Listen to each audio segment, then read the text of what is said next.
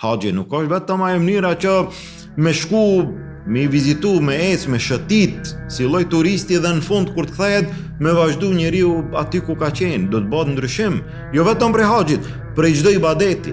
Njeriu falet, nuk mund tash edhe të falet edhe me vazhdu në rrugë të tjera që nuk i takoj një namazliut. Namazit ndalt, pengon, mbron prej gjunaheve, prej të këqijave. Agjerimi gjithashtu, ai i cili agjeron, po nuk e le fjalën e rrejshme, nuk e len gënjeshtrën. Në fund, Allah nuk ka nevojë që ai të qëndron pa bukë dhe pa ujë.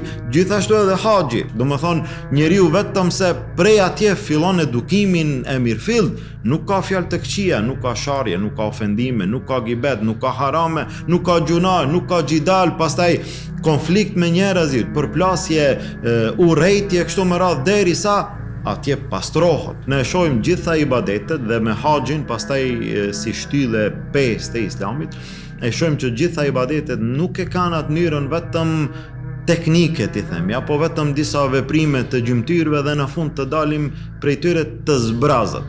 Nëse nuk e luan rolin që të bën ndryshim, atëherë cili është efekti, cila është dobia dhe si mund të shpresohet që të arrihet shpërblimi nëse nuk vjen ndryshimi nëpërmjet haxhit.